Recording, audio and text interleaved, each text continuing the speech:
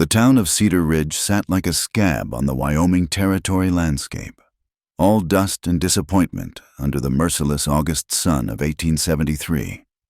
The main street was little more than a rutted dirt road, lined with weathered wooden buildings that seemed to lean against each other for support. The air hung thick with the smell of horse sweat, rotting hay, and the peculiar mixture of whiskey and desperation that clung to every frontier settlement. At the edge of town, where the respectable folk rarely ventured, stood a crooked shack that barely deserved the name of shelter. Its walls, cobbled together from scavenged lumber and rusted tin, groaned with every gust of wind. This was home to Sarah Whitfield and her 6-year-old son, Thomas. Sarah hadn't always lived in such squalor. Just 18 months ago, she'd been the wife of Jacob Whitfield, a miner who'd come west with dreams of silver and a better life. Jacob had been a good man, gentle with his hands and generous with his laughter. But the Garrison mine had claimed him like it claimed so many others, a poorly timed blast, a cave-in, and Sarah had found herself a widow at 23. The morning sun filtered through the gaps in the wall, casting bars of light across the dirt floor where Thomas lay curled on a thin blanket. Sarah watched her son sleep, counting each shallow breath, noting how his ribs showed through his threadbare shirt. The boy had his father's sandy hair and stubborn chin, but hunger had stolen the roses from his cheeks.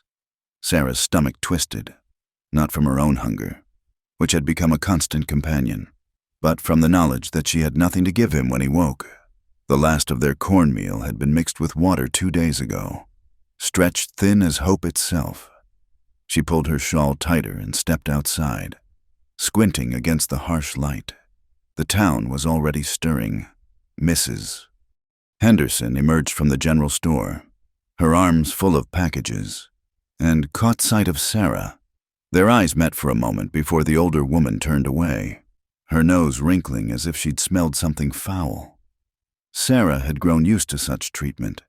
In the mathematics of frontier morality, a widow without means was barely a step above the saloon girls. Maybe worse, at least they had a trade. She'd tried to find work, knocked on every door, offered to wash, mend, cook, anything. But Jacob's debts had followed her like a shadow. The mine company claimed he owed for equipment and lodging, numbers that seemed to grow larger with each telling. The good people of Cedar Ridge had long memories for debt and short ones for Christian charity. Morning, Mrs. Whitfield. Sarah turned to find Samuel Morrison, the bank manager, standing beside his painted black buggy, his thin lips stretched into what might have been a smile on a warmer face. Mr. Morrison. She nodded, her fingers unconsciously smoothing her patched calico dress. I trust you've given thought to my offer? His eyes traveled over her in a way that made her skin crawl. A woman in your position ought to be practical. My establishment could use someone to tend to the cleaning. The work would be steady, and the pay. He paused. Negotiable. Sarah knew what kind of cleaning he meant, had seen the way he looked at her since Jacob died. I appreciate your concern, Mr. Morrison, but I must decline. His face hardened. Pride's a luxury you can't afford. Mrs. Whitfield, how long before that boy of yours starts looking more skeleton than child? The words hit like a physical blow. Sarah's hands clenched in her skirts, but she kept her voice level. Good day, Mr. Morrison. She walked away, feeling his eyes on her back, hearing him mutter something about uppity women and knowing their place. Her cheeks burned, but not from the sun. The day stretched ahead, empty as her stomach. She made her rounds to the houses where she sometimes found work, but the doors remained closed at the Garrison house. The maid informed her that Mrs. Garrison had no need for additional help. At the boarding house, she was told all positions were filled, even the laundry, where Chen Lu had sometimes let her help with the washing for a few cents, turned her away. By afternoon, Thomas was awake and trying to be brave about his hunger. He didn't ask for food, he'd learned not to, but Sarah saw him press his small hands against his belly, saw him lick his lips when they passed the bakery. The bakery, Drummond's fine breads and cakes. The painted sign proclaimed, "Through the window." Sarah could see loaves lined up like golden promises. The smell of fresh bread was torture, making her mouth water and her stomach cramp. Thomas tugged at her hand. "It smells good, Mama." "Yes, sweetheart, it does." She looked down at her son, at his hollow cheeks and bright eyes, and something inside her broke. Not her spirit, that had been fracturing for months, but her pride. That last barrier between desperation and action. "Wait here," she told Thomas, positioning him by the horse trough. The bell above the bakery door chimed as she entered. Robert Drummond looked up from arranging pastries, his broad face creasing into a frown. He was a prosperous man, his vest straining across his stomach, gold watch chain glinting in the light from the window. "Mrs. Whitfield." His tone suggested she'd brought something unpleasant in with her. "Mr. Drummond." Sarah's voice came out as barely a whisper. She cleared her throat.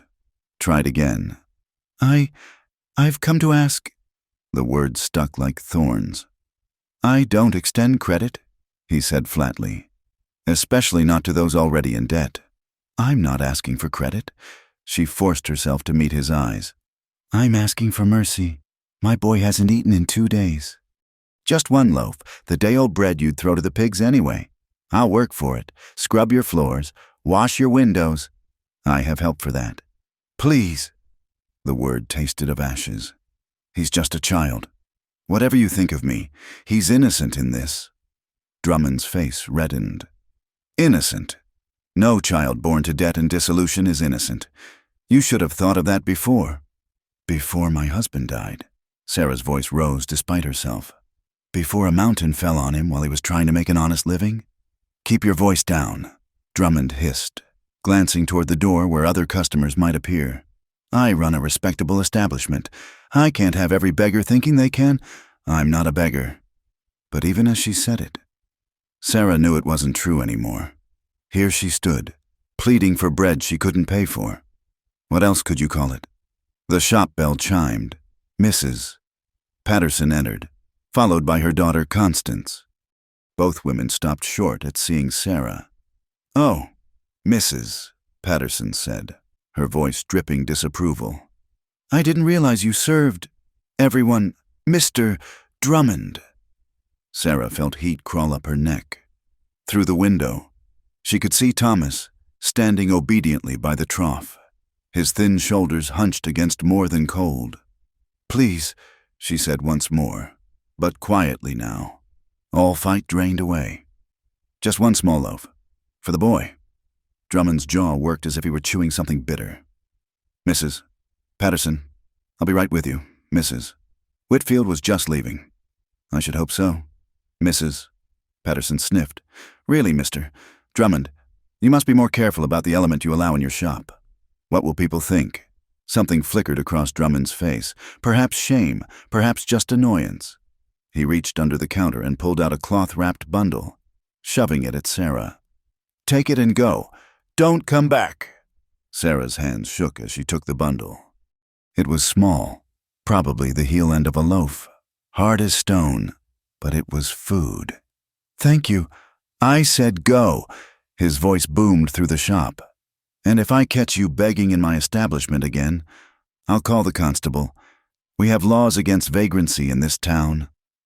Sarah fled, the bell chiming mockingly behind her. On the street, faces turned to watch, some curious, some knowing, most simply cold. She grabbed Thomas's hand and hurried away, feeling their stares like brands on her back. Behind them, through the bakery window, she could hear Mrs. Patterson's voice carrying clear and sharp. "Disgraceful. These people have no shame, no dignity. Something should be done." And Mr. Drummond's reply, heavy with self-importance. "Don't worry, Mrs.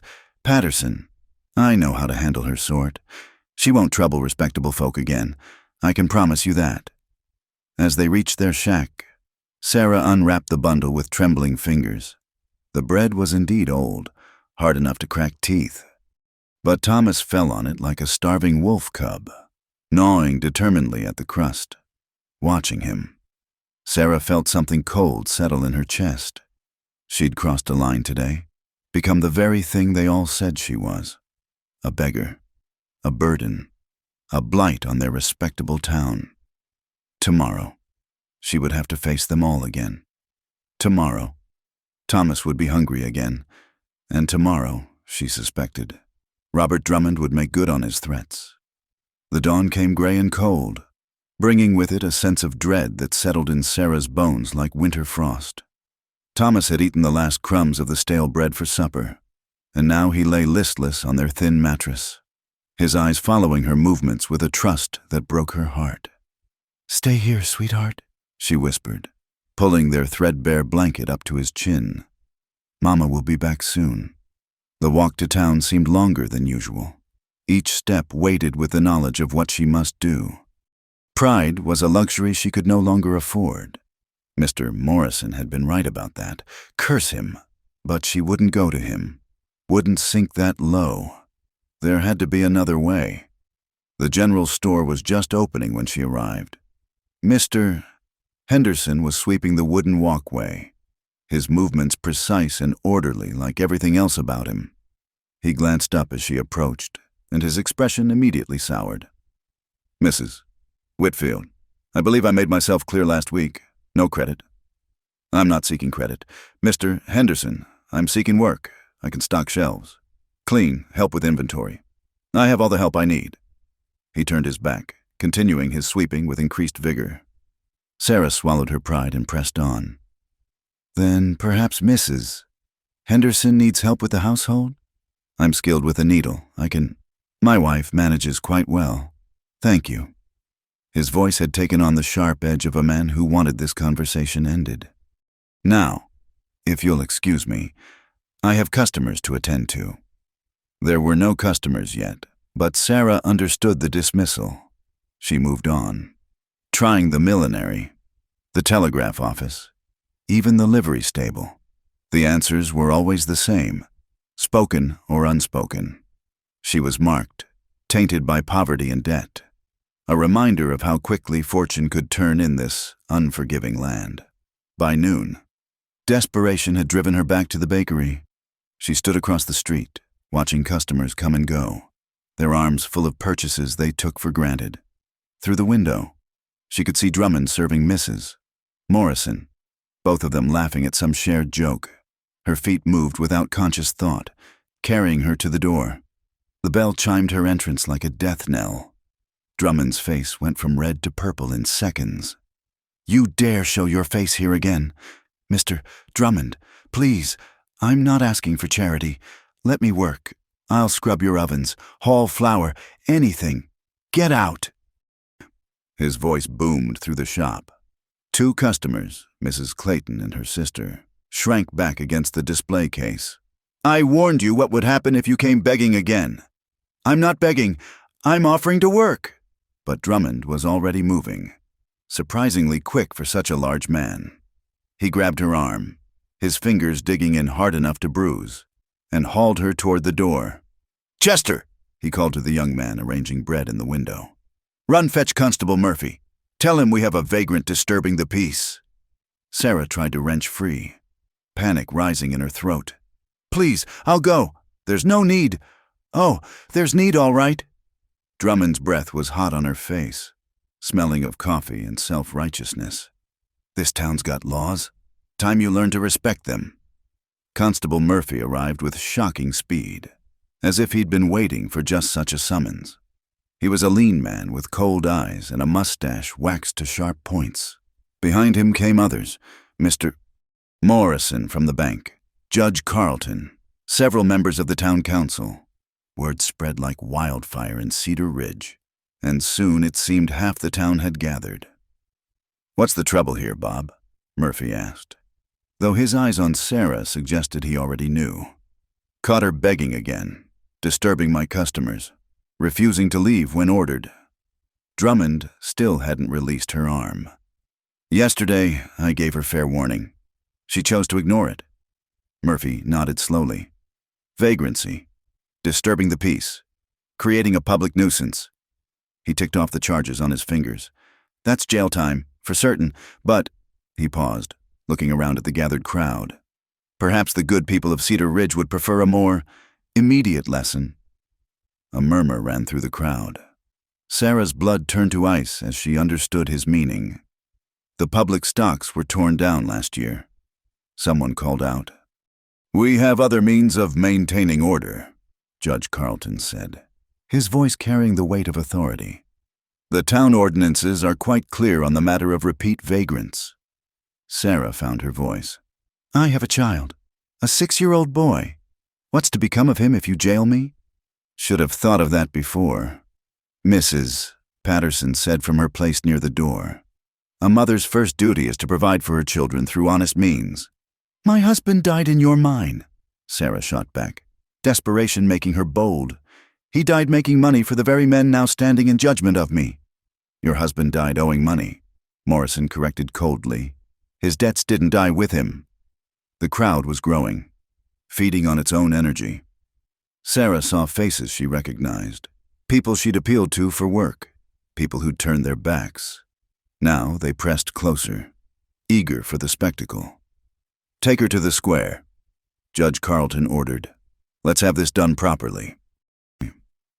Murphy produced shackles from his belt, the metal cold against Sarah's wrists. The crowd parted as he led her out. Drummond still ranting about the decline of moral standards and the need for firm justice. The town square was little more than a dusty open space with a water trough and a hitching post. But it served its purpose. Public punishment required a public stage. Sarah's legs trembled as Murphy secured her to the hitching post. The crowd formed a semicircle, their faces a mixture of righteousness, excitement, and, in a few cases, discomfort. "Where's the boy?" someone asked, and Sarah's heart clenched. "There," another voice said, and she turned her head to see Thomas pushing through the crowd, his face white with terror. "Mama?" He tried to run to her, but rough hands held him back. 20 lashes, Judge Carlton announced, "as prescribed by town ordinance for repeat vagrancy and public disturbance." 20 lashes. Dr. Marcus, the town physician, stepped forward. "Judge, that's excessive for—" "The law's the law, Doctor, unless you'd care to join her?" "Doctor." Marcus fell silent, but Sarah saw the shame in his eyes before he looked away. Murphy had produced a leather strap, testing its weight with practiced movements. The crowd pressed closer, some climbing onto wagon beds for a better view. The first strike took her breath away.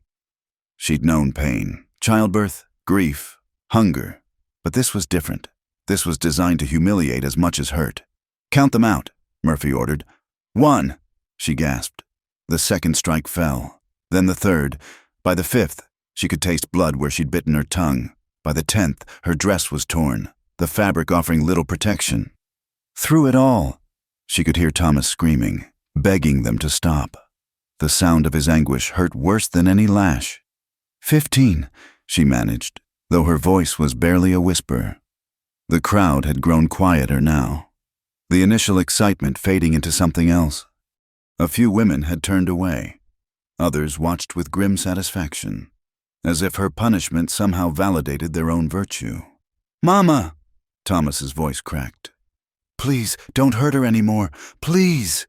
Sarah forced her eyes open, found her son in the crowd. "It's all right," she mouthed, though nothing about this was all right. The 18th lash drew a cry she couldn't suppress. Her legs gave out, leaving her hanging from the shackles, the metal cutting into her wrists. 19, one more, just one more. That's when she saw him. At the edge of the crowd stood a figure that didn't belong, a mountain of a man in buckskin and fur, his face obscured by a wild tangle of beard and hair. He stood perfectly still, but something about his stillness seemed more like a predator preparing to spring than a casual observer. The 20th lash fell, and with it, silence. Murphy stepped back, coiling his strap. "Let that be a lesson," he announced to the crowd. "Cedar Ridge is a lawful town. We don't tolerate beggars, vagrants, or those who disturb the peace." Sarah hung limp against the post, each breath a struggle.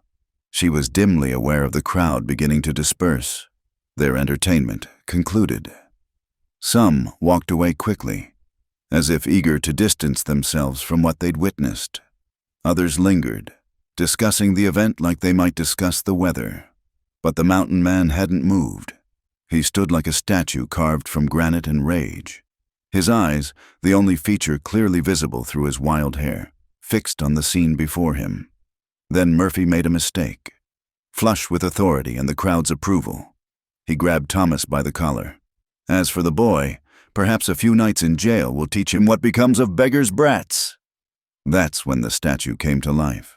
The mountain man moved through the crowd like a force of nature, people stumbling aside without conscious thought. Up close, he was even more imposing, standing near 6.5 feet, shoulders broad as an oak beam, clothed in worn buckskin and wolf pelts that had seen countless seasons. His hair hung to his shoulders in dark tangles streaked with premature gray, and his beard covered most of his face like a wild thicket. But his eyes, those were what made brave men step backward, gray as winter storm clouds. They held the kind of knowledge that came from surviving where civilized folk feared to tread. Ezra Thorne was his name, though few in Cedar Ridge knew it. To them, he was simply the Mountain Man, a figure of whispered stories and nervous speculation. He came down from the high country, maybe twice a year, trading pelts for powder, lead, and salt. Some said he'd been a soldier once, before the wilderness claimed him. Others swore he'd gone savage, living more like the beasts he hunted than a Christian man. The truth, as it often was, lay somewhere between. Ezra had watched the whole shameful display from the moment they dragged the woman to the square. He'd been loading supplies onto his pack mule when the commotion started, and something, maybe instinct, maybe long-buried memory, had made him stop and bear witness. 20 lashes, for the crime of trying to feed her child. He'd seen worse in his time. During the war, he'd seen things that would turn these soft townspeople's stomachs inside out. But there was something about this particular cruelty, this careful, legal barbarism, that stirred a rage he'd thought frozen in the mountain winters. Now Murphy had his hand on the boy, and Ezra found himself moving before thought could catch up with action. "Release the child." His voice came out rough from disuse, graveled like the mountain streams he called home. Murphy spun around, his hand moving instinctively toward his sidearm. "This is town business. Mountain Man, move along." Ezra didn't move. Stillness had kept him alive through Sioux hunting parties and grisly encounters. It served him now as the remaining crowd began to take notice of the confrontation. "I said release him." Murphy's face reddened. "You dare give orders to a lawfully appointed constable? I could arrest you for—" "You could try." The words were soft, but they carried. Several men in the crowd shifted nervously. Everyone knew the stories, how the Mountain Man had supposedly killed a grizzly with nothing but a knife, how he could track a man through solid rock, how he'd survived winters that had killed whole hunting parties. Stories had a power all their own in frontier towns. Judge Carlton pushed forward, his judicial robes incongruous in the dusty square. "Now see here, this is a matter of town law. You have no standing." "I have eyes," Ezra cut him off. "I see a woman beaten bloody for the crime of hunger. I see men with full bellies and fat purses counting out lashes like coins." His gaze swept the crowd, and more than a few looked away. "And now I see a lawman laying hands on a child who's done nothing but cry for his mother." He took a step forward.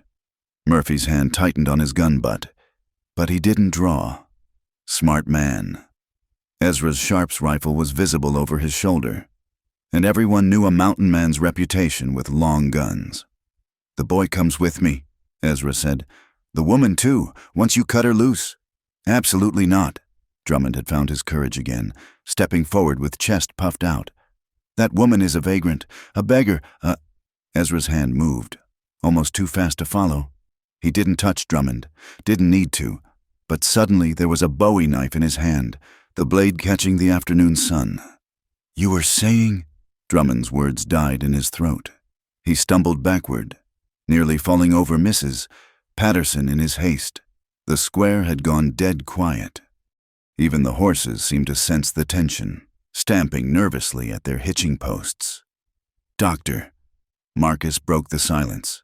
For God's sake, cut her down before she bleeds to death. Whatever your laws say, I took an oath." Judge Carlton nodded curtly to Murphy, perhaps grateful for an excuse to defuse the situation. The constable released Thomas, who immediately ran to his mother's side and began working at the shackles. Sarah collapsed the moment the metal released her. She would have hit the dirt if Ezra hadn't moved, again with that unexpected speed, to catch her. His hands were gentle despite their size, careful of her injuries as he lowered her to the ground. "Mama!" Thomas threw himself against her, sobbing. I'm all right," she whispered, though the blood soaking through her dress said otherwise. Ezra shrugged out of his wolf pelt cloak and wrapped it around her, the fur still warm from his body. Then he stood, facing the crowd like a wall between them and the broken woman. "Anyone else got something to say about vagrants and beggars?" Silence. "Thought not." He bent and lifted Sarah as easily as most men would lift a child. She made a small sound of protest, but he ignored it. "Boy," he said to Thomas, "stay close to me. Where do you think you're taking them?" Judge Carlton found his voice again, though it lacked its earlier authority.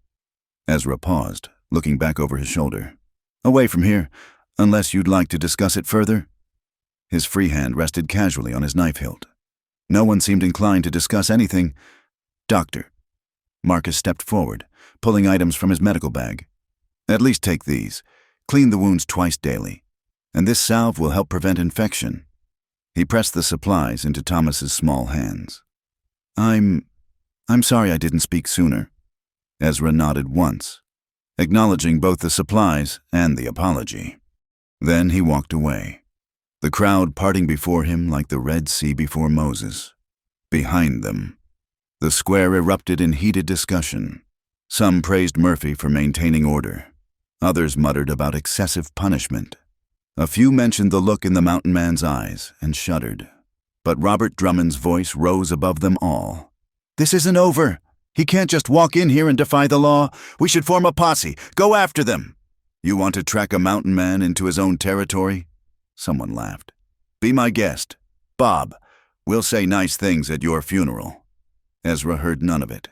His attention was on the woman in his arms, the way her breathing came shallow and quick, the heat of fever already starting in her skin, and on the boy, trotting beside him with tears cutting channels through the dust on his face.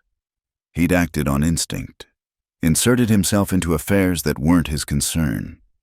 10 years in the mountains had been about avoiding just such entanglements. The wilderness was simpler: kill or be killed, survive or perish. No laws except those written by wind and stone. But the woman's weight in his arms felt right somehow, like carrying something precious out of a burning building. His mule waited patiently where he'd left her, loaded with supplies. The animal snorted at the smell of blood, but stood steady as Ezra carefully arranged Sarah across the saddle. "What's your name, boy?" "Thomas, sir. Thomas Whitfield." "Can you walk? It's a fair piece to where we're going." Thomas straightened his thin shoulders. "I can walk." Ezra studied him, all knobby knees and hollow cheeks, but with something determined in his young face. "Good man. You lead Belle here. That's the mule. Gentle on the reins. She knows the way." He pulled off his possible sack and found some jerked venison, handing a piece to Thomas. "Eat slow. Been a while since you had meat, I reckon." The boy's eyes widened at the gift. "Thank you, sir. Name's Ezra. Ezra Thorne. No need for sir." As they moved away from Cedar Ridge, Ezra couldn't shake the feeling that he'd just changed the course of his carefully solitary life. 10 years he'd lived in the high country, nursing old wounds and keeping humanity at rifle's length. Now here he was, playing rescuer to a beaten woman and her half-starved child. Behind them, the town grew smaller, its judgment and cruelty diminishing with distance. Ahead lay the mountains, vast and unforgiving, but honest in their dangers. Sarah stirred, making a sound of pain. "Rest easy," Ezra told her. "You're safe now." Her eyes fluttered open, unfocused with pain and shock. "Thomas? Right here. Mama!" The boy called. "The mountain man's taking us away from town." She tried to focus on Ezra's face. Why? It was a fair question, Why had he intervened? Why had he given up his carefully maintained distance? Because someone had to, he said finally. She closed her eyes again, too weak to argue or question further, but her hand found his arm, fingers gripping weakly. "Thank you," she whispered. Ezra said nothing. Discomforted by gratitude he wasn't sure he deserved. He'd saved her from one danger only to take her into another. The mountains were no place for a damaged woman and a young boy. Winter was coming, and the high country didn't forgive weakness. But as they climbed the trail leading away from civilization, he found himself making plans. The old trapper's cabin near his camp. It could be repaired. He had plenty of meat cached, enough to share. The boy could learn to set snares, help with the hunting. The woman, once she healed. He stopped that line of thinking. One step at a time. First, get them somewhere safe. First, keep them alive. Behind them. Cedar Ridge disappeared into the prairie dust, taking its laws and cruelties with it. Ahead, the mountains rose like a promise and a threat combined. Thomas walked steadily beside the mule, occasionally reaching up to touch his mother's hand. Ezra matched his pace to the boy's shorter stride, alert to every sound and movement in the gathering dusk. Somewhere in the distance, a wolf howled, wild and free and unbeholden to any law but survival. Ezra found himself almost smiling. They'd understand each other, he and the wolves. Both of them knew that sometimes. The only justice in this world was the kind you made yourself. The silence that followed Ezra's departure hung over Cedar Ridge like smoke from a prairie fire.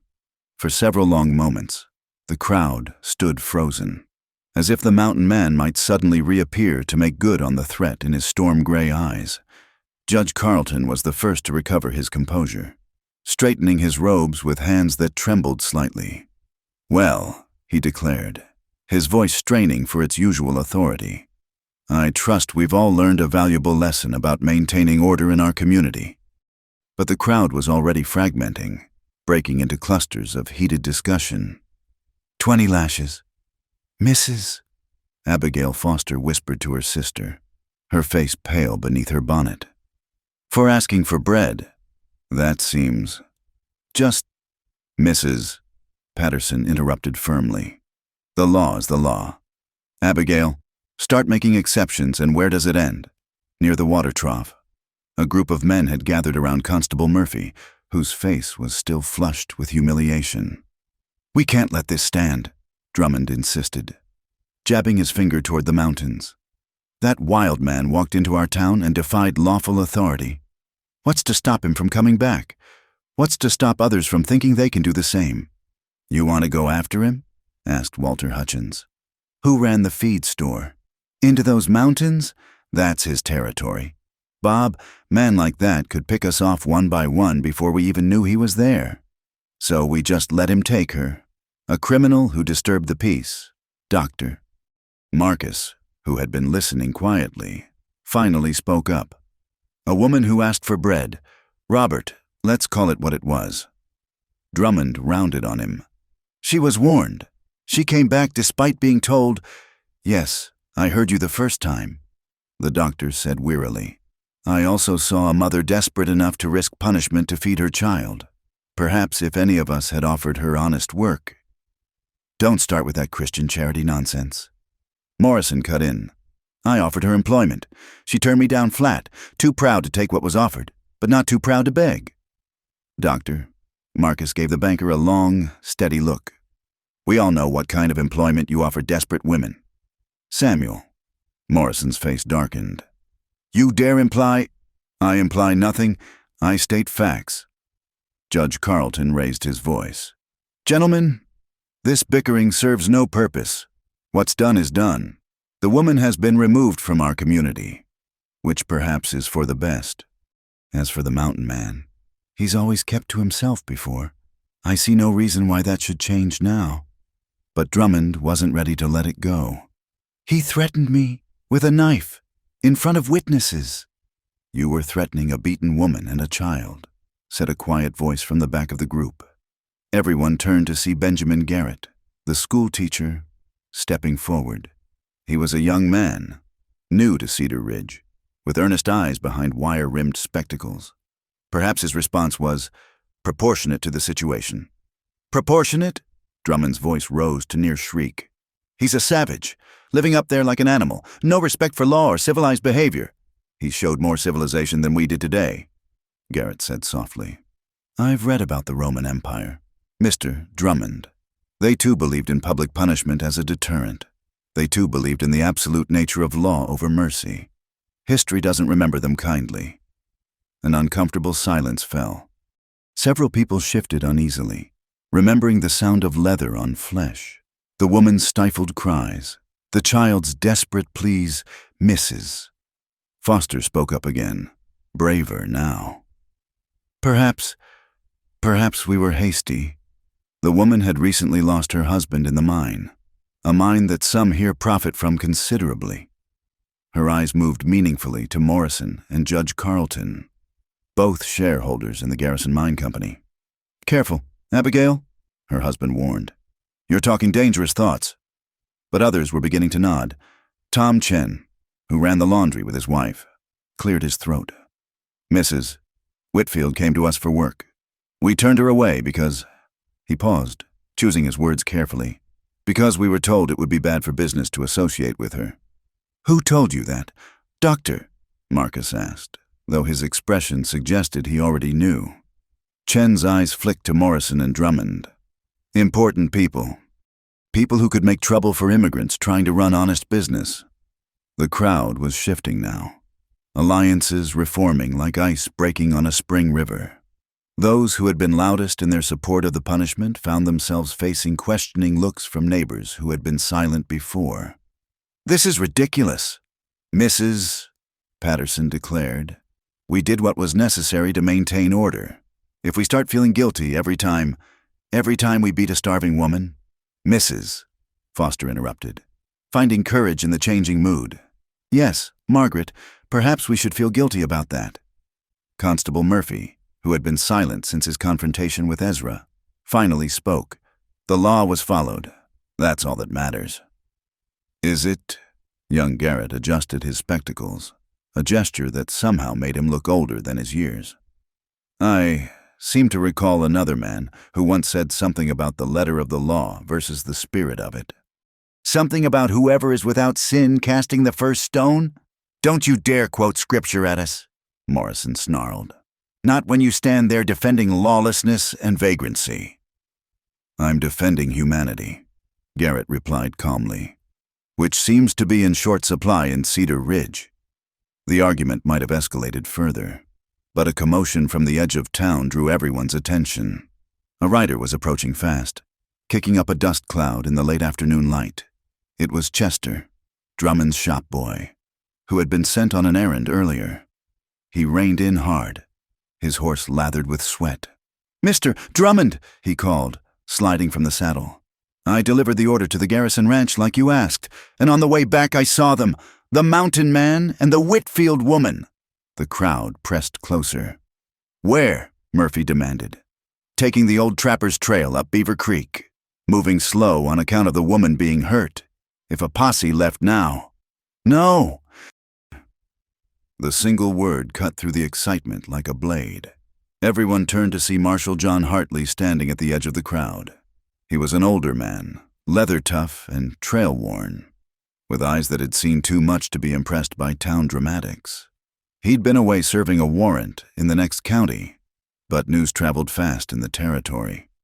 Marshal, Judge Carlton acknowledged him carefully. We have a situation. I heard, Hartley's voice was dry as dust. Heard you beat a widow for being hungry and a mountain man took exception to it. She was vagrant, disturbing the peace. Save it. Judge, I know what she was. Question is, do you? Hartley walked through the crowd, which parted respectfully. He might be getting long in the tooth, but the marshal's reputation was iron solid.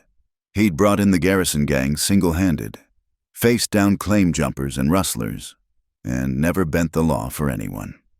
He stopped in the center of the square, looking at the hitching post where dark stains marked the dust. 20 lashes, he said quietly, for a widow trying to feed her boy. He turned. his gaze moving from face to face. And you all watched. Good Christian folk, watching a woman bleed for the crime of hunger. The law, Murphy began. I know the law. Chester. Know it better than most. Also know when it's being used as a club by those with full bellies against those with empty ones. Drummond stepped forward, face flushed with anger. That mountain man threatened me. Are you going to do anything about it?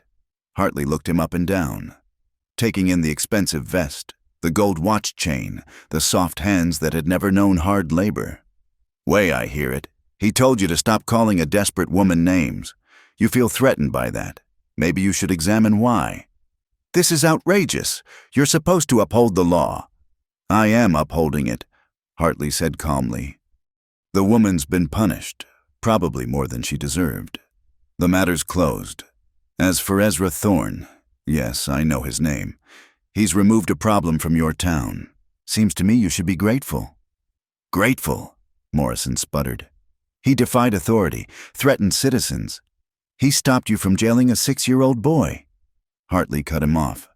That what passes for justice in Cedar Ridge now? Locking up children? The banker's face went red, then white.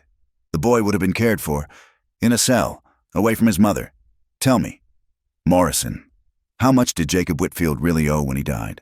And how much interest have you added since? The question hung in the air like an accusation.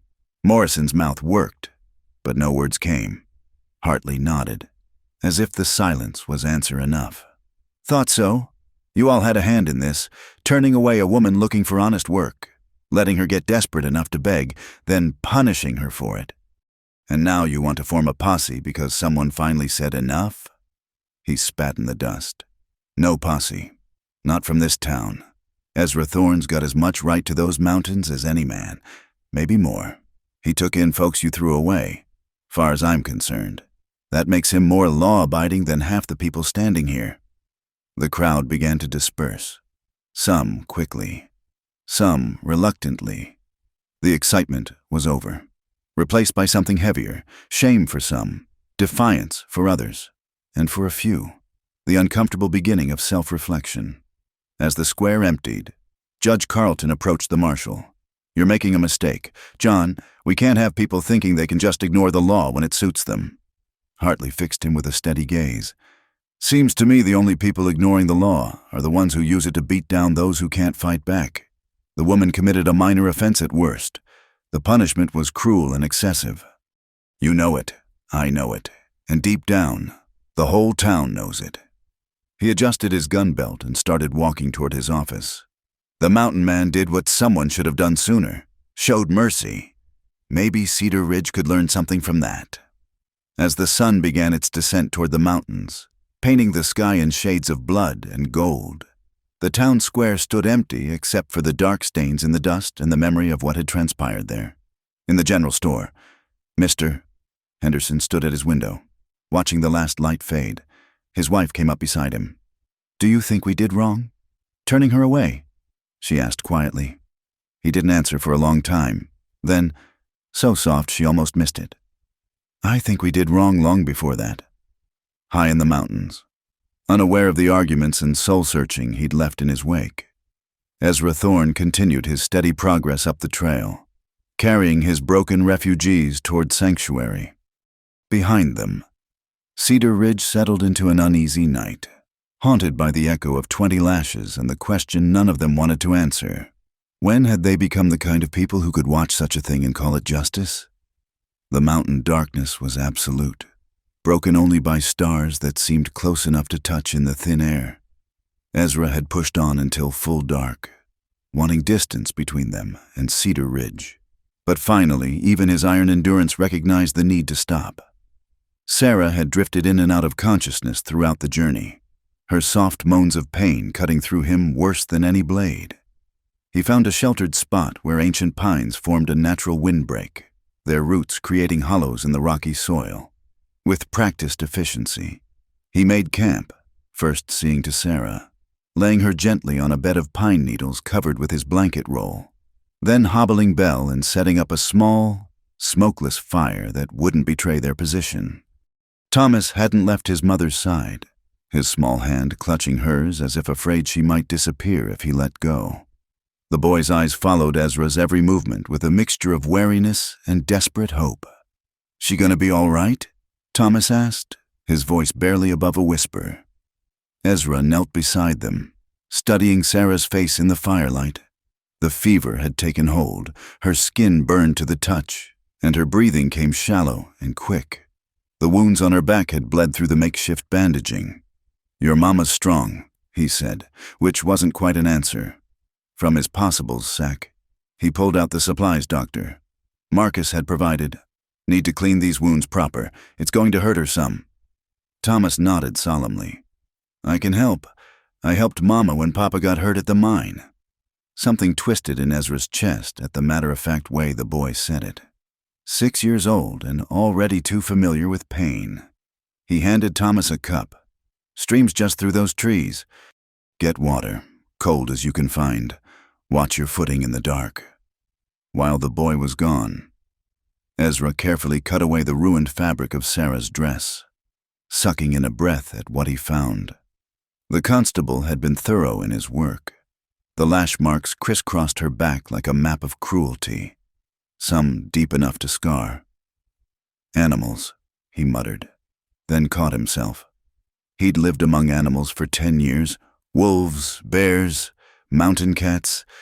None of them would inflict pain for the pleasure of an audience. Thomas returned with the water, his thin face determined not to show the shock at seeing his mother's injuries. Together, they worked by firelight, Ezra cleaning the wounds with gentle hands that belied their size, Thomas holding the cloth and whispering comfort to his unconscious mother. "You're doing good, boy," Ezra told him, "brave as any man I've known." Thomas straightened slightly at the praise. "Papa said a man takes care of his family. Your papa was right." They worked in companionable silence after that, applying the doctor's salve and rewrapping the wounds with strips torn from Ezra's spare shirt. When they finished, Sarah seemed to rest easier, though the fever still burned in her cheeks. Ezra built up the fire a bit more, then pulled out his food stores, jerked venison, hardtack, and a precious small sack of dried berries. He watched Thomas try not to wolf down the food, remembering his own instructions to eat slowly. "How long since you had a full meal?" Thomas considered this seriously. "Since Papa died. I guess Mama tried, but..." He shrugged, a gesture too old for his young shoulders. "Well, we'll fix that. These mountains got plenty for those who know where to look." Ezra pulled out his pipe, then thought better of it. The boy didn't need smoke on top of everything else. "You know anything about hunting? Trapping?" "No, sir. I mean, Ezra. Papa was a miner, came from Pennsylvania to work the silver." "Mining?" Ezra spat into the fire. "No offense to your father, boy, but that's no way for a man to live. Crawling in the dark like a mole, breathing rock dust, making other men rich." "Papa said it was honest work." "I'm sure it was. Still killed him, didn't it?" Thomas fell quiet at that, and Ezra cursed himself for the harsh words. The boy had enough grief without him adding to it. "Tell me about these mountains," Thomas said after a moment, clearly wanting to change the subject. "Are there really bears big as houses, and Indians that'll scalp you soon as look at you?" Despite everything, Ezra found his mouth quirking toward a smile. "Bears, yes, though not as big as houses. Big enough to make you respectful, though, as for Indians..." He paused, thinking of his occasional encounters with the Ute hunting parties that still moved through these lands. "They're just men, trying to live like anyone else. They mostly keep to the high valleys now, away from towns and trouble." "Have you seen them?" "Traded with them a time or two. Good people, if you treat them fair." He poked at the fire with a stick. "It's the civilized folk you gotta watch out for, as you saw today." Sarah stirred then, a low moan escaping her lips. Both Ezra and Thomas moved to her side. Her eyes fluttered open, unfocused with fever and pain. "Thomas?" Her voice was barely a thread of sound. "I'm here. Mama, I'm safe. The mountain man, Ezra, he's taking care of us." Her eyes found Ezra's face, struggling to focus. "Why?" she whispered again. The same question she'd asked before. This time, Ezra had been thinking on his answer. Because I've been where you are. Not the same exact place, but close enough. Because someone should have helped you sooner. Because... He paused, unused to speaking his deeper thoughts aloud. Because watching those townfolk hurt you brought back memories I've spent 10 years trying to forget. She studied him with eyes that held surprising clarity despite the fever. You were a soldier. It wasn't a question, but Ezra nodded anyway. Once, long time ago. My brother was at Antietam, she said softly. He came back different. Couldn't stand being around people anymore. Went west and we never heard from him again. A tear slipped down her cheek. I used to wonder what became of him. Maybe he found some peace, Ezra said quietly. Mountains are good for that. Sarah's hand found his, her grip weak but desperate. We can't be a burden to you. When I'm better, we'll go. Where? Ezra asked gently. Back to that town, to another just like it? You think they're any different in Denver or Cheyenne? There must be somewhere. There is. Here. The words came out more forceful than he intended. I got a cabin needs repair, about a mile from my main camp. Belonged to an old trapper named Francois. Died 2 winters back. It's sound enough. Just needs some work. You and the boy could winter there. We have nothing to pay you with. Don't recall asking for payment. Sarah's eyes filled with tears. People don't just help. Not without wanting something. Ezra thought of Morrison's offer of employment, of all the good Christian folk who'd turned their backs. I ain't people, he said gruffly. I'm just a man who remembers what it's like to need help and not find it. Thomas had been listening intently.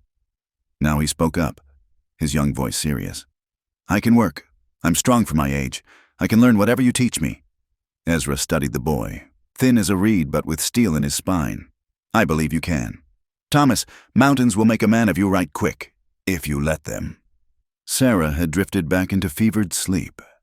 Ezra checked her forehead, still too hot, but maybe not quite as burning as before. He'd seen men survive worse, but they'd been hardened soldiers, not women worn down by grief and hunger. She's gonna make it, isn't she? Thomas asked, reading his concern. Your mama's got something to fight for, Ezra said, indicating the boy. That counts for a lot. He settled back against a tree trunk, rifle across his knees out of habit. You should sleep, boy. Long day tomorrow. But Thomas shook his head. I'll watch Mama, in case she needs something. Ezra recognized the futility of arguing. The boy had taken on the role of protector, young as he was. All right, but wrap up in that blanket. Mountain nights get cold, even in summer. They sat in companionable silence, the fire crackling between them. Somewhere in the darkness, a screech owl called, and further off, the yip of coyotes on a hunt. Thomas started at the sounds, then tried to pretend he hadn't. Just the night hunters, Ezra told him. They won't come near the fire. Most creatures got more sense than to bother humans, lest they're cornered or starving. What about wolves, bears? Bears are mostly asleep this time of night, unless something disturbs them. Wolves. Ezra listened to the night sounds. No wolves in this valley right now. They're probably up higher, following the elk herds. How can you tell? You learn to read the mountain like a book. Every sound means something. Every track tells a story. The way the birds go quiet means a predator's near. The way the wind shifts can tell you a storm's coming. Thomas absorbed this eagerly. Will you teach me to read it? If you're willing to learn. The boy nodded firmly. I'm willing. I want... He paused, struggling for words. I want to be able to take care of Mama, the way you did today. Ezra felt that twist in his chest again. Your Mama's lucky to have you, Thomas. Not many boys your age would have stood by her the way you did today. She's all I got left, Thomas said simply. They fell quiet again. The fire burned lower, and Ezra added a few more sticks, seasoned pine that would burn slow and steady. Sarah murmured in her sleep, and Thomas immediately leaned over to adjust her blanket. Tell me about the war, the boy said suddenly. If you don't mind. I mean, Ezra was quiet for so long Thomas thought he wouldn't answer. Then, not much to tell that's fit for young ears. Men killing men over ideas that seemed important at the time. Brothers shooting brothers. Boys not much older than you bleeding out in cornfields and crying for their mamas. Is that why you came here? To the mountains? Partly. Also partly because I did things in that war. Necessary things. They told us. That changed who I was. Couldn't go back to being a farmer or shopkeeper after that. Couldn't pretend to be civilized when I knew what civilized men were capable of. Thomas pondered this with the seriousness of a child trying to understand adult complexities. But you helped us today. That was civilized. Was it? Ezra shook his head. Threatening men, waving a knife around? That's what passes for help in my world. Boy, the fact that it was needed at all shows how far from civilized we all are. Papa used to say doing right wasn't always the same as doing legal. Your papa sounds like he was a wise man. Sarah stirred again, this time her eyes opening with more awareness. Water, she whispered. Thomas immediately brought the cup to her lips, supporting her head with touching gentleness. She drank a little, then noticed Ezra watching. I remember now, she said slowly. You carried me away from... She shuddered, memory returning. That's done with, Ezra said firmly. You're safe now. Safe. She repeated the word like she was tasting something foreign. I'd forgotten what that felt like. She drifted back to sleep, but it seemed more peaceful now, less fevered. Ezra allowed himself a moment of cautious hope. If they could break the fever, if infection didn't set in, if she had the will to fight. Too many ifs. But then, his whole life had been built on defying the odds. You should sleep, he told Thomas again. I'll wake you if she needs anything. This time the boy didn't argue, exhaustion finally winning out over vigilance. He curled up next to his mother, one hand still holding hers. Ezra kept watch as the fire died to embers and the stars wheeled overhead. It had been a long time since he'd been responsible for anyone but himself. The weight of it sat strange on his shoulders, but not unwelcome. Somewhere in the small hours, Sarah's fever broke, her skin cooling as she passed into natural sleep. Thomas slept on, occasionally whimpering from dreams that probably featured leather straps and jeering crowds. As dawn began to gray the eastern sky, Ezra allowed himself to doze, rifle still ready across his knees. He'd gotten them this far. Tomorrow would bring new challenges, the cabin to prepare, food to secure, wounds to heal both physical and otherwise.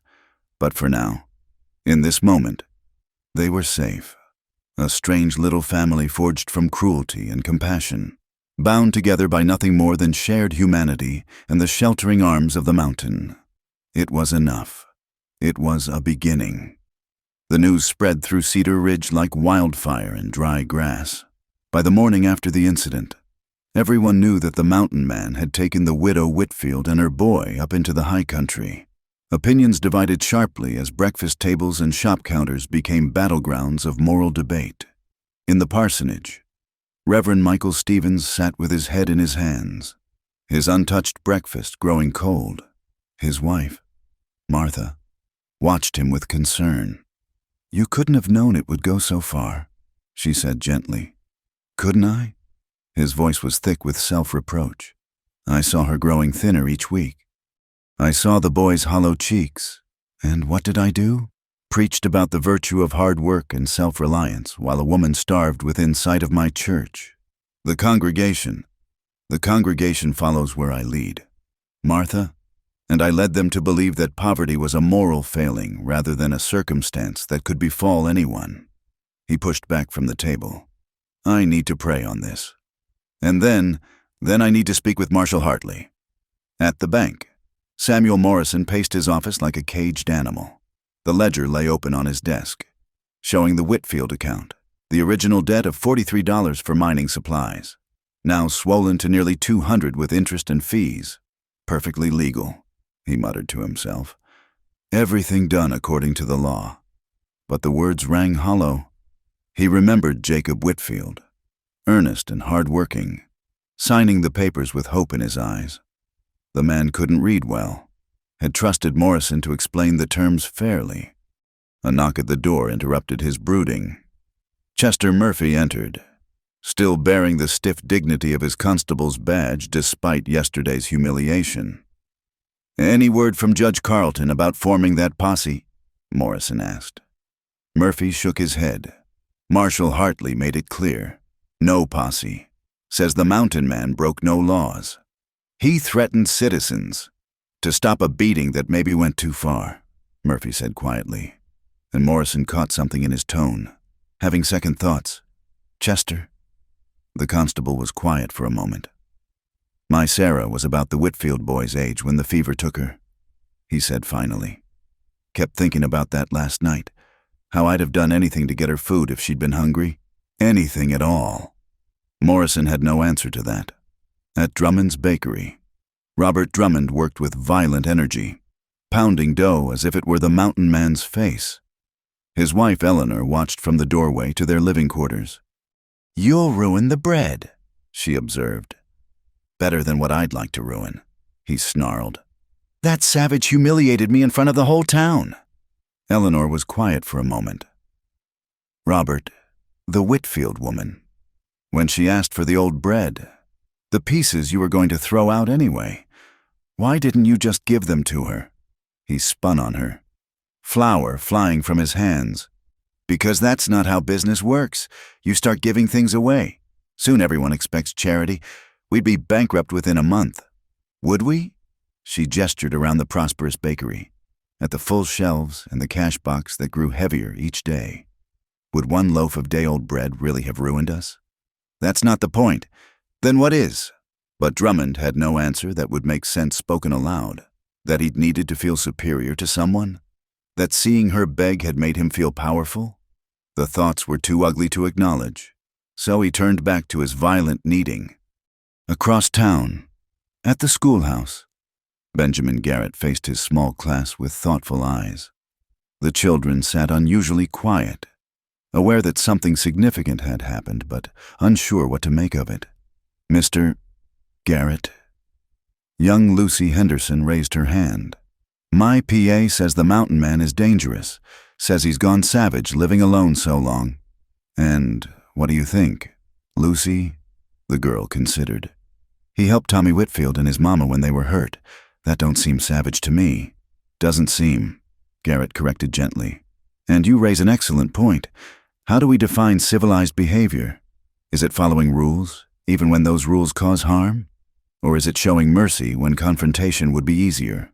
William Morrison, the banker's son, spoke up with his father's confidence. "Pa says without law and order, we'd have chaos. Says everyone would just take what they want." "Perhaps," Garrett acknowledged. "But yesterday, we saw law and order used to punish a hungry woman. We also saw one man stand against that. Which action better represents the society we want to live in?" The children fell silent, grappling with concepts their parents preferred to keep simple. At the doctor's residence, Marcus Steinberg was preparing his medical bag with unusual care. His wife Anna watched with knowing eyes. "You're going after them," she said. It wasn't a question.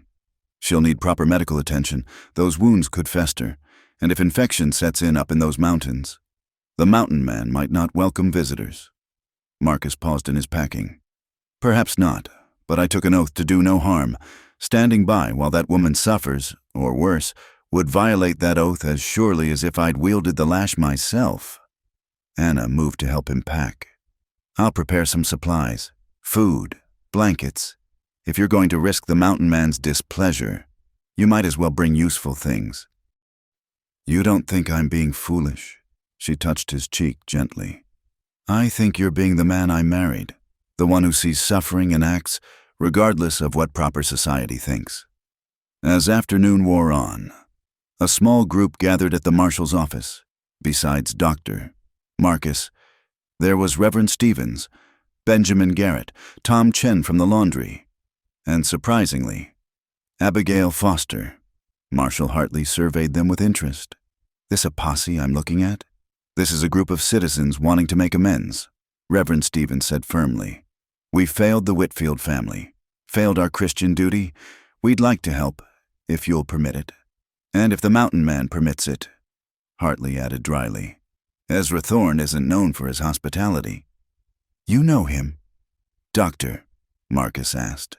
Knew him? During the war. Good soldier. Better man than most. Something happened near the end. Never got the full story. But it sent him up into those mountains looking for peace. Hartley studied the group. You sure you want to disturb that peace? We want to help. Abigail Foster said, I've collected clothing, blankets, preserved foods. Others have contributed as well. Not everyone in Cedar Ridge agreed with yesterday's display. Then why didn't those folks speak up when it mattered? Hartley asked pointedly.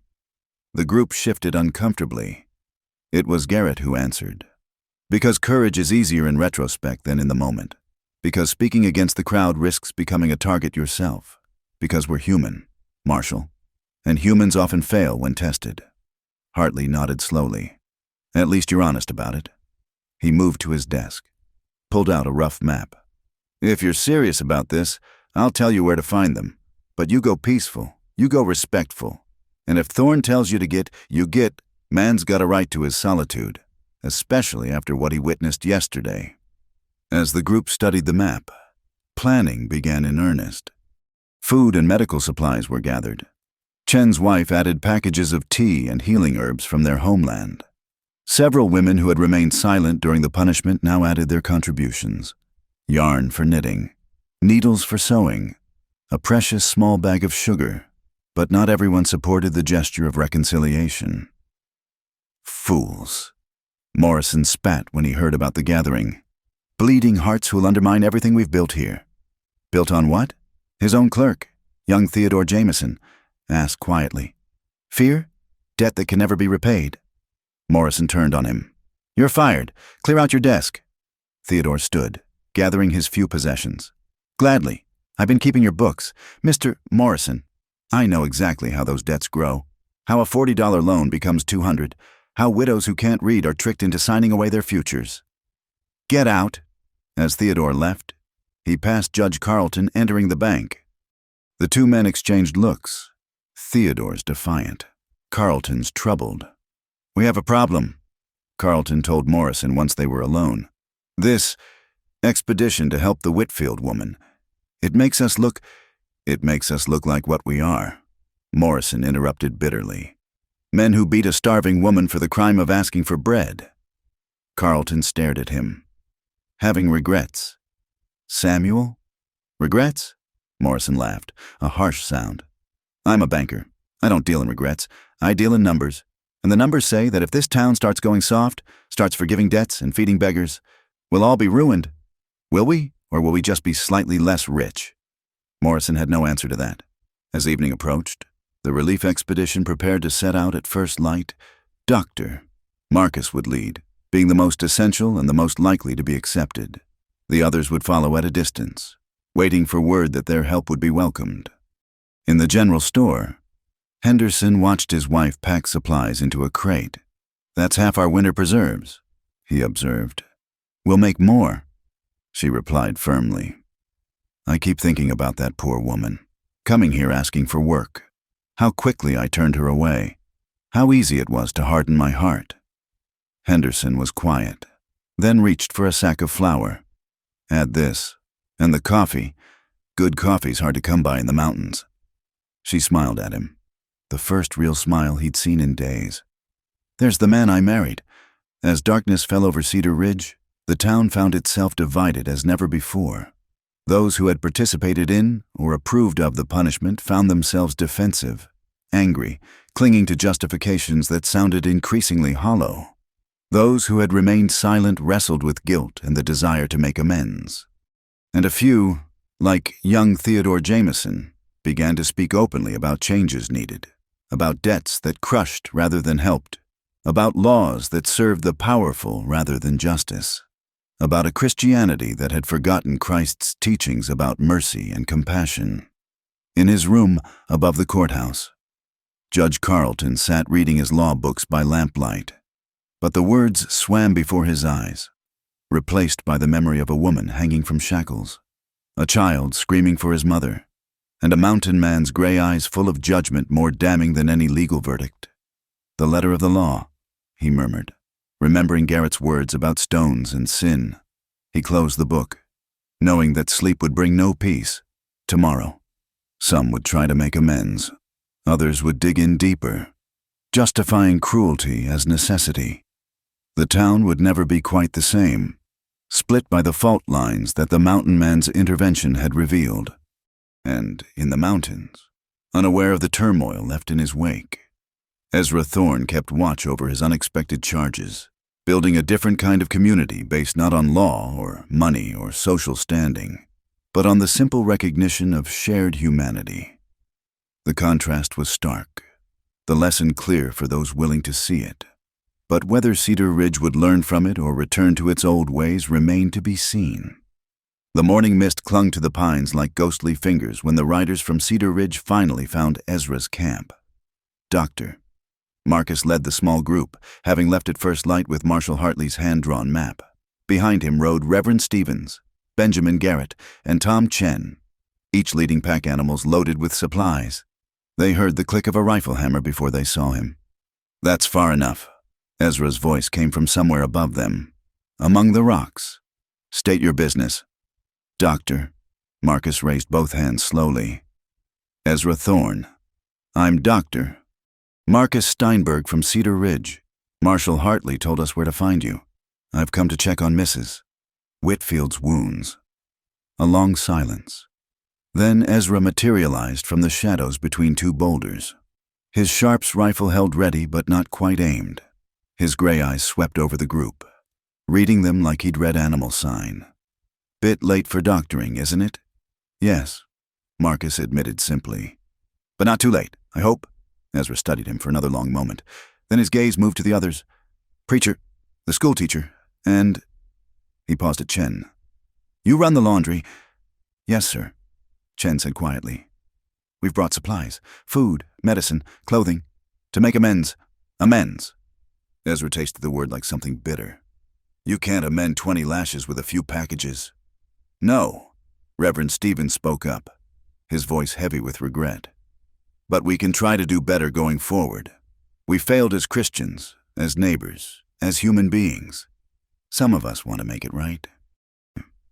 "Some of you?" Ezra's eyes narrowed. Where were some of you when they had her tied to that post? The silence stretched painfully. "We were cowards," Garrett said finally. "There's no pretty way to say it. We stood by and let it happen because speaking up would have cost us something. Not as much as it cost her, but something. And we chose our comfort over her suffering." Something in Ezra's stance shifted slightly. Not quite acceptance, but maybe a degree less hostility. "She's fevered," he said finally. "The wounds are clean, but some went deep. The boy's been tending her, but—" He paused, clearly wrestling with his instinctive distrust. "If you can help her, truly help, then come. But know this, any threat to them, any attempt to force them back to that town, and you'll find out why even the UTEs avoid my territory." They followed him single file up a barely visible trail, horses picking their way carefully over loose stone. The camp, when they reached it, was a marvel of practical wilderness craft. Shelter positioned to catch morning sun but avoid wind. Water close but not so close as to attract predators. Clear sight lines in all directions. Sarah lay on a bed of pine boughs covered with blankets, her face flushed with fever. Thomas sat beside her, a wet cloth in his hand, suspicion clear in his young eyes as the strangers approached. "It's all right, Thomas," Ezra said. "This is a real doctor. He's come to help your ma." "Doctor." Marcus knelt beside Sarah, his examination gentle but thorough. She stirred at his touch, eyes opening briefly, unfocused. "The fever's broken, but she's fighting infection," he announced after several minutes. "These 2 wounds here are the worst. I'll need to clean them again. Apply proper sutures. It will be painful. Do what you need," Ezra said. As Marcus worked, the others began unloading supplies under Thomas's watchful gaze. The boy's eyes widened as package after package emerged. Flour, salt, preserved meats, dried fruits, coffee, tea, blankets, clothing. All this for us? He whispered. And more coming, Chen said gently. My wife sends her apologies that she couldn't do more sooner. Sarah cried out as the doctor cleaned the deepest wound, her body arching despite Ezra's gentle restraint. Thomas immediately moved to hold her hand. I'm here, Mama. The doctor's making you better. You gotta be strong. She squeezed his hand weakly, tears streaming down her face but making no other sound. Ezra watched the boy's fierce protectiveness with something like approval. You should know, Reverend Stevens said quietly to Ezra. Not everyone in town supported what happened. There's been division. Some are ashamed. Others are angry. At you. At those of us trying to help. Let me guess, Ezra said dryly. Morrison, Drummond, Judge Carlton. Men who mistake their comfort for God's blessing and any threat to it as sin. You know the type well. I've known their type all my life. Different faces, same hearts. During the war, they were the ones sending others to die while they counted profits. After, they were the carpetbaggers and land grabbers, building fortunes on other folks' misery. His jaw tightened. Always doing it legal, of course. Always finding some law or scripture to justify their greed. The doctor finished his work. Sarah now resting more peacefully under the influence of a mild laudanum dose. She'll recover, he announced. But she needs rest, good food, and these dressings change daily. I've left supplies and instructions. I can read some, Thomas piped up. And what I can't, Mr. Ezra can teach me. Garrett smiled at that. Speaking of teaching, I've brought some books, primers, readers, arithmetic, if you're going to be up here a while. No reason the boy's education should stop. Thomas looked torn between suspicion and interest. You were there, he said to Garrett. In the square, you watched. Garrett met the boy's accusing eyes steadily. Yes, I did. And I'll regret that for the rest of my life. I could tell you I was afraid. That I'm new to town. That I didn't think my voice would matter. All true, and all excuses. I failed you and your mother when you needed help most. Then why are you here now? Because a wise man once said the best time to plant a tree was 20 years ago, and the second best time is now. I can't change what I didn't do yesterday, but I can try to do better today. Thomas considered this with the serious judgment of a child who'd learned not to trust easily. Finally, he nodded once. Thank you for the books. As the sun climbed higher, Sarah woke more fully, seeing the strangers. She instinctively tried to rise, panic in her eyes. Peace, Ezra said firmly, a gentle hand on her shoulder. They're here to help. No one's taking you anywhere you don't want to go. She looked at each face, recognition dawning. When she saw Dr. Marcus, tears welled up. You tried to speak for me. Too little, too late, Marcus said heavily. But I hope you'll accept my help now. And ours, Reverend Stevens added. Mrs. Whitfield, I owe you a particular apology. As a man of God, I should have been first to offer aid, first to speak against cruelty. Instead, I let worldly concerns cloud spiritual duty. Can you forgive me? Sarah studied him for a long moment. My husband used to say forgiveness was more for the giver than the receiver. That holding hate was like gripping hot coal. You're the one gets burned. She winced as she shifted slightly. I got no energy for hate, Reverend. Just don't let it happen to someone else. You have my word. As the visitors prepared to leave, Chen approached with a special package. My grandmother's healing tea, he said, offering it to Ezra. For pain and fever. Also, he hesitated, then continued. I want you to know, your actions yesterday gave some of us courage. My wife and I. We've decided. No more turning away hungry people because someone important might disapprove. Our laundry will always have work for those who need it. Ezra nodded. Understanding the significance, one small business taking a stand might not change Cedar Ridge, but it was a start. There's something else. Doctor, Marcus said as they prepared to mount up. Morrison and some others talked about forming a posse, coming after you. Marshal Hartley shut that down. But they're not happy. They see you as a threat to their order. Let them come, Ezra said flatly. I'd rather prevent bloodshed, Marcus replied. Mrs. Whitfield has seen enough violence. The boy, too. Ezra's expression softened slightly at that. What do you suggest? Stay up here for now. Let things calm down. I'll keep you informed. Bring supplies when needed. Maybe in time, when Mrs. Whitfield is healed, some accommodation can be reached. I wouldn't hold my breath for that. Doc, men like Morrison don't accommodate. They dominate or they destroy. As the visitors filed back down the trail, Garrett turned back one last time. Mr. Thorne, that stand you took yesterday? It mattered. More than you know. Sometimes people need to see someone say enough before they remember they can say it too. After they left, the camp settled into quiet. Thomas organized the supplies with careful precision, marveling at the plenty. Sarah dozed, the laudanum and proper treatment already easing her pain. Ezra stood watch, rifle in hand, but his thoughts were complex. He'd wanted only solitude, escape from a world that had shown him its worst face. Now he found himself protector to a broken woman and her boy, catalyst for a town's moral reckoning. Mr. Ezra? Thomas approached hesitantly. Those men who came, do you trust them? Ezra considered the question seriously. The boy deserved truth, not comfort. I trust the doctor wants to heal. The Chinaman showed courage, going against the grain. The teacher seems to genuinely regret his cowardice. The preacher, he shrugged. Preachers are complicated. They mean well, mostly. But meaning well and doing good aren't always the same. But they might bring trouble. The angry ones might follow them? They might. Ezra looked down at the boy. You scared? Thomas straightened his thin shoulders. No, sir. Well, yes, sir. But Papa said being scared was all right as long as you did what needed doing anyway. Your papa was a wise man. Ezra studied the trail below. Then the boy beside him.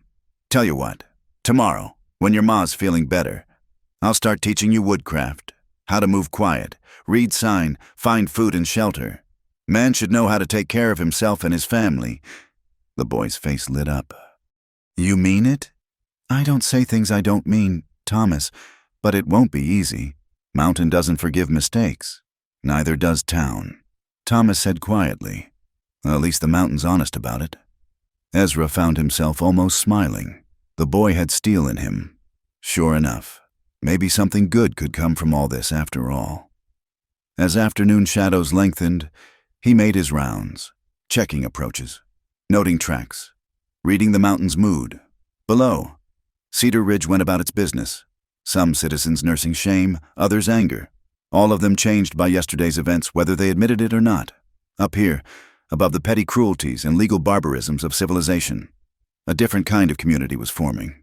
Small, fragile, based on nothing more than mutual need and growing trust, but real in a way that all the town's institutions and authorities could never be.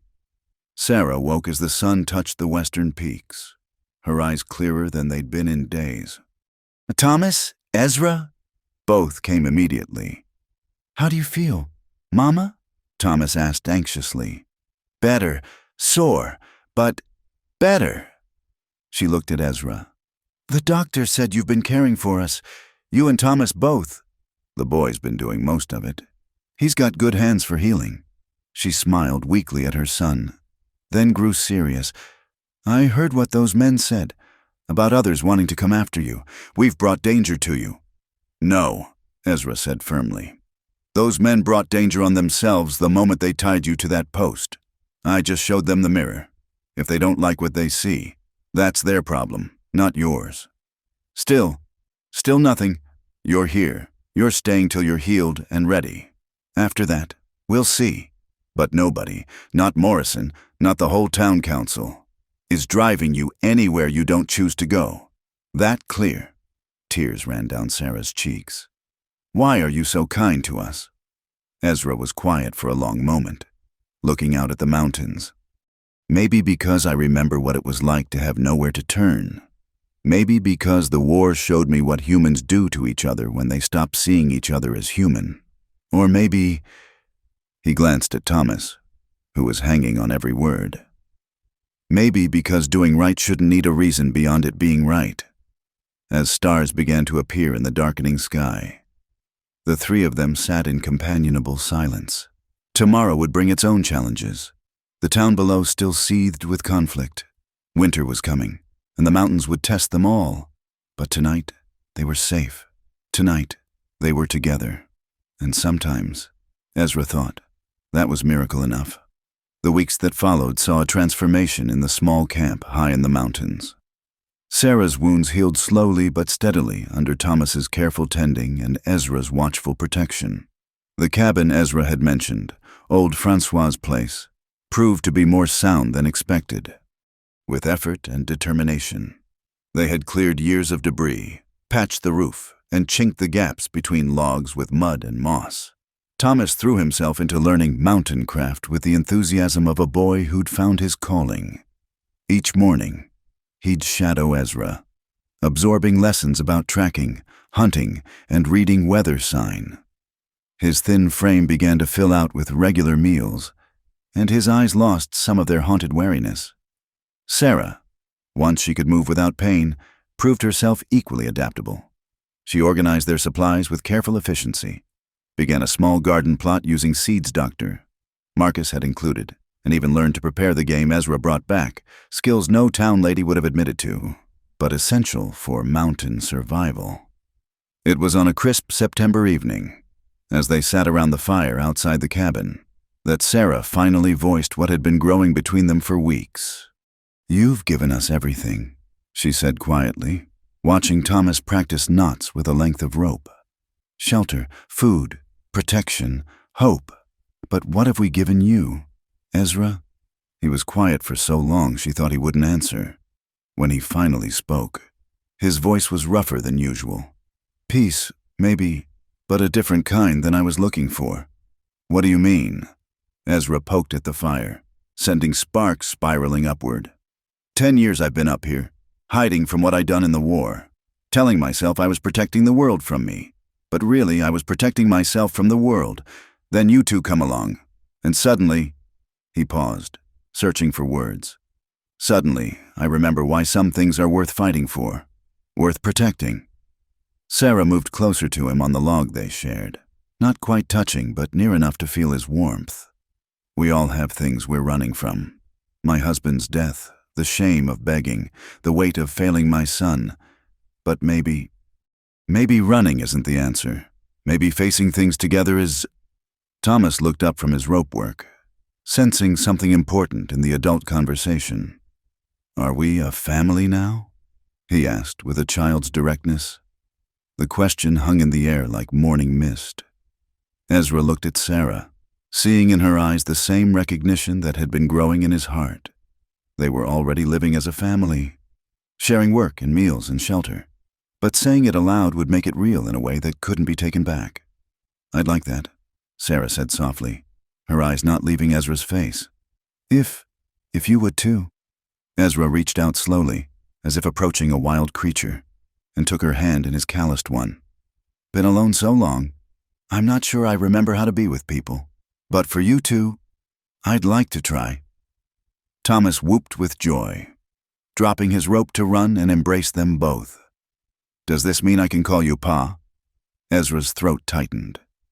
"If you want to, boy, if you want to." That night, as they lay in their separate spaces in the cabin, soon to be rearranged, Sarah spoke into the darkness. "I loved my husband, Ezra. Jacob was a good man. I need you to know that." "I know," Ezra replied quietly. "And there's a piece of my heart that died in Georgia mud that won't ever come back. We both got ghosts, but maybe that's all right. Maybe it means we understand each other better than most." "Maybe it does," she agreed, and in her voice was the beginning of something new, built not on forgetting the past, but on choosing a future.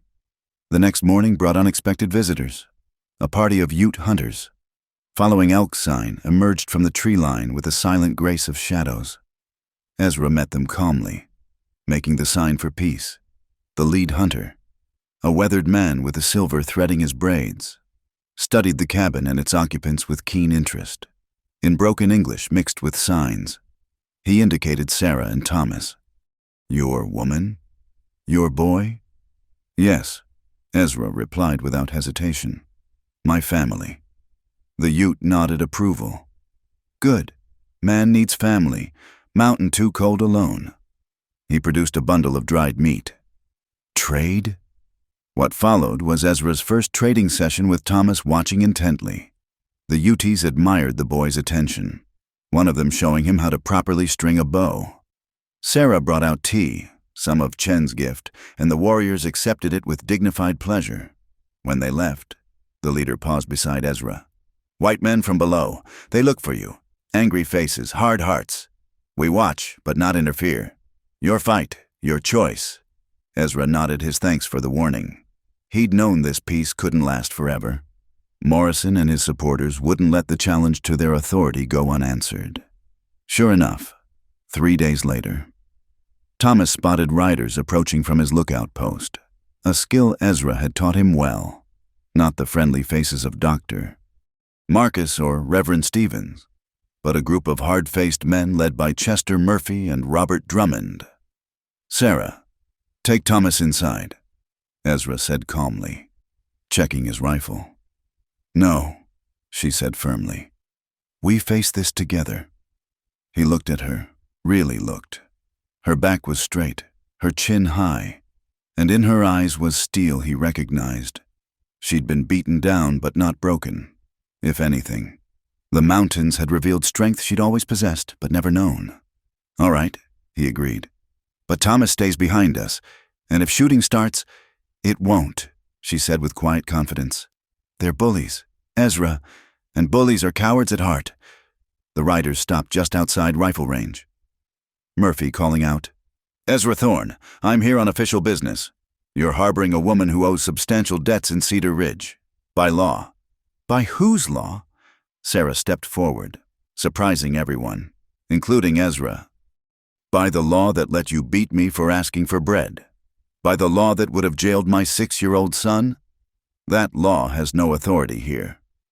"Now, see here," Drummond began. But Sarah wasn't finished. "No, you see here, Mr. Drummond. I asked you for work. You refused. I asked you for day-old bread you were going to throw to pigs. You had me whipped instead.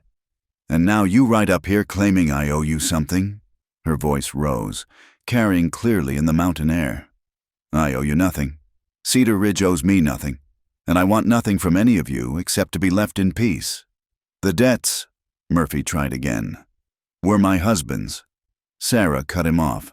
"Contracted under terms he couldn't read, with interest rates that would shame a carnival sharp. Mr. Morrison knows it. You know it. The whole town knows it. And if you think you can enforce those debts here, you're welcome to try." She stepped back beside Ezra, who hadn't taken his eyes off the riders. Thomas moved to her other side, the three of them presenting a united front. Murphy's hand moved toward his sidearm, but froze as Ezra spoke for the first time. "That would be a mistake. Chester, you're not wearing a badge up here. You're just trespassers on my land, threatening my family. The Utes are watching from the ridgeline. Yes, they're there. About 6 of them. My rifle's aimed at Drummond's chest. You might get me, but not before I get him. And not before the Utes get you. That how you want this to play out?" The riders shifted nervously, scanning the ridges, whether the Utes were really there or not. None of them wanted to find out the hard way. "This isn't over," Drummond snarled. "You can't just defy civilization. Live like savages." "Seems to me," Ezra said conversationally, "we're living more civilized than you ever did. We don't beat hungry women. We don't jail children. We share what we have and help where we can." "If that's savage, I'll take it over your civilization any day." "You'll regret this," Murphy warned. "Both of you. All of you." "Only thing I regret," Sarah said clearly, "is not leaving your poisonous town sooner." The riders wheeled their horses and left, but not before Drummond shouted back, "Don't think you can hide up here forever. Winter's coming. And the mountains are cruel to those who don't belong. As the dust of their departure settled, Thomas asked quietly, "Will they come back? Pa?" Ezra, "Pa now." The word still strange, but warming, put his hand on the boy's shoulder. "Maybe, probably, but we'll be ready if they do." "Together," Sarah added, her hand finding Ezra's. "Together," he agreed. That evening, as they prepared the cabin for the coming winter, now truly their home, Sarah hummed while she worked. A sound Ezra realized he hadn't heard before. It was the sound of contentment, of someone who had found where she belonged. Thomas helped Ezra repair snowshoes, chattering about the day's events with a boy's excitement at adventure. "Did you see Ma stand up to them? She was fierce as a mountain cat." "She was indeed," Ezra agreed, catching Sarah's eye and seeing her blush. "I was terrified," she admitted, "but also angry. They took so much from me, my husband, my dignity, my hope. I wasn't going to let them take this too." "They won't," Ezra promised. "This is ours, this life, this family. Nobody takes it unless we let them." As night fell and they settled in, Thomas already calling the loft his room, Sarah and Ezra sharing quiet conversation by the fire, the cabin felt less like a shelter and more like a home. Outside, the first snow of the season began to fall, but inside was warmth and light, and the quiet breathing of people who had found their place.